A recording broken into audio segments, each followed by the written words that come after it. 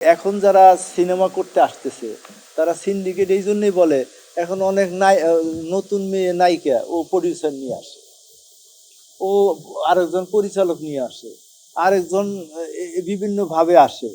এবং আমি তো একটা কথাই বললাম যে এখন নতুন ছেলেমেয়েরা ভালো করে শিখা বাবা, তারপরে তুমি ডিরেকশন দাও, তার আগে তুমি খালি ক্যামেরাম্যান নির্ভরশীল পরিচালক হয়ে যেতেছ।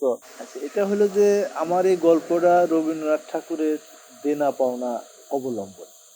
150 বছর আগের গল্প, 150 বছর আগের গল্প। আমি এই জন্য সেই ফ্লেভারটা আনার চেষ্টা করেছি। এবং আমার পুরো ছবিতেই ড্রেস আপ থেকে শুরু করে মেকআপ এবং স্থান কাল যতটুকু সম্ভব ধরে রাখার 150 বছর আগেকার, সেটা ধরে রাখার চেষ্টা করেছি। এবং এজন্যই আজকের এই আয়োজন। এবং এই আয়োজনটি, এটা একটা জমিদার বাড়ি, জমিদার সাহেবের রংমহল থাকে জমিদারদের, সেই রংমহলের একটা সিকোয়েন্স এটা করা হচ্ছে। এবং এটা মধ্যে সবচেয়ে সুখের কথা হলো এবং আনন্দের সংবাদ হলো, এটার মধ্যে বিশেষ একটি চরিত্রে দীর্ঘ 12 বছর পর পলি আবার সিনেমায় যোগদান করবে। এবং আমি একটা সৌভাগ্যবান মানুষ যে পপিকে নিয়ে আমি সর্বশেষ ছবিটি, পপি অভিনীত সর্বশেষ ছবিটি আমি তৈরি করেছি। আবার এখন পলিকে নিয়ে 12 বছর পরে প্রথম আমাকে দেওয়া শুরু। এবং আমার এই সিনেমার যিনি নায়িকা প্রভা, তারও জীবনের প্রথম সিনেমা এটা।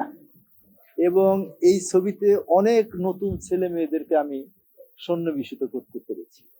এবং সবচেয়ে মজার ঘটনা হলো, এই গল্পের প্রয়োজনে গ্রামের একটা ভদ্রলোক মধ্যবিত্ত, তার 5টা ছেলে 5টা বউ, এবং 5টা বউয়ের চরিত্রই আমি নিয়েছি একদম নতুন থেকে সব। এর মধ্যে কয়েকজন আছে বিউটি কন্টেস্ট হয়, সেখানে প্রতিযোগিতা ফার্স্ট সেকেন্ড হয়েছে এরকম। এবং এছাড়া এপি, লাবণ্য এবং অন্যান্য যে সমস্ত সংগঠনগুলো এই সমস্ত কাজ করে, তাদের থেকে আমি মেয়েদেরকে, ছেলেদেরকে, নতুনদেরকে সুযোগ দিয়েছি। এবং আমি মনে করি যে রবীন্দ্রনাথ ঠাকুরের আমার 2টা জিনিসের প্রতি খুব দুর্বলতা, একটা হলো মুক্তিযুদ্ধ, আর একটা হলো রবীন্দ্রনাথ ঠাকুর। মুক্তিযুদ্ধ আমার অহংকার, এবং রবীন্দ্রনাথ ঠাকুরকে এখনো আমার সর্বাধুনিক মানুষ মনে হয়।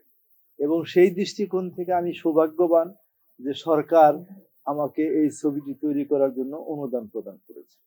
এটাই হলো আমার একটা সাফল্যের দিক। এবং আমি বয়স হয়েছে আমার, আমি 71+। আমি মনে করি যে এটা আমার শেষ ছবি হতে পারে, আমি জানি না কি হবে।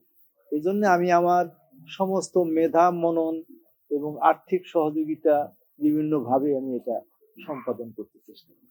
না, রিস্ক তো অবশ্যই।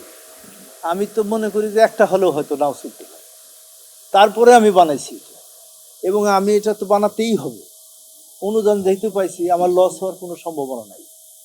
এবং আমি মনে করি যে সিঙ্গেল স্ক্রিনে হয়তো এটা খুব একটা ভালো চলবে না, কিন্তু সিনেপ্লেক্সগুলোতে আমার মনে হয় যে সেখানে, তারপরে ওটিটি প্ল্যাটফর্ম এখন আছে, তারপরে ধরেন বিভিন্নভাবেই এগুলো এখন চলার বিভিন্ন মিডিয়াতে হয়েছে। সেই দৃষ্টিকোণ থেকে আমার মনে হয় যে খুব একটা আমি খারাপ পর্যায়ে থাকবো না। এবং আমি আশাবাদী এই ছবিতে যারা অভিনয় করেছে, বর্দা মিঠু, তারপরে শিপন, প্রভা, পলি আসলো, তারপরে ইরা শিকদার, অভি, আরো বেশ কিছু নতুন মুখ আমি নিচ্ছি, সিনথিয়া নামে একটা মেয়েকে নিচ্ছি।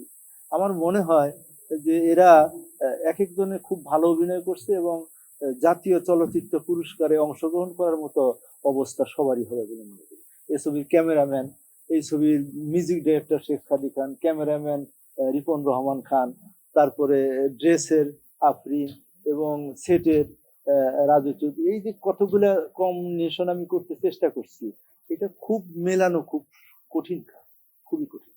এটা হইছে, কি করবে না, কিছু করার তো নাই। কারণটা হইলো কি, যে এখন যারা সিনেমা করতে আসতেছে তারা সিন্ডিকেট এই জন্যই বলে, এখন অনেক নতুন মেয়ে নায়িকা ও প্রডিউসার নিয়ে আসে, ও আরেকজন পরিচালক নিয়ে আসে, আরেকজন বিভিন্ন ভাবে আসে। এবং আমি তো একটা কথাই বললাম যে এখন নতুন ছেলেমেয়েরা ভালো করে শিখা বাবা, তারপরে তুমি ডিরেকশন দাও, তার আগে তুমি খালি ক্যামেরাম্যান নির্ভরশীল পরিচালক হয়ে যাইতেছ। এইটার থেকে বেরিয়ে আসতে হবে। এগুলা যদি বেরিয়ে না আসে তাহলে কিন্তু আমাদের সামনে অনেক দুর্ভোগ আছে। দুর্ভোগ মানে কি, এমনি তো সিনেমা হল নাই, আরো থাকবে না, আরো কেউ বানাবে না। এখন অনুদানের ছবি তো মাত্র ধরেন 10-20টা, আর সারা বাংলাদেশে অন্য কেউ কিভাবে ছবি বানাবে?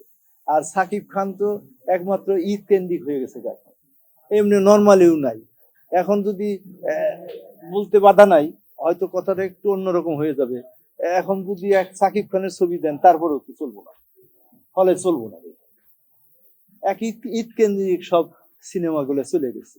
তাছাড়া তো আমি কোনো সিনেমা দেখি না। এবং যে যত বড় কথাই বলুক, আমরা তো বয়স হয়েছে, আমরা তো দেখছি, কারণ আমার তো 72 সন থেকে শুরু। কাজে আমি তো প্রচার বিমুখ লোক, আর আমি যেহেতু রাজনীতির সঙ্গে সম্পৃক্ত ছিলাম, এই জন্য সিনেমাটা অত আমি ওইভাবে গভীরভাবে নিতে পারিনি, বা আমার অত পাবলিসিটিও হয় না। এখন এতগুলা লোক, এই যে পাবলিসিটি, আমার দিকে তো নিজেরই অবাক লাগতেছে যে আমি কোথায় আছি। আমি আপনাকে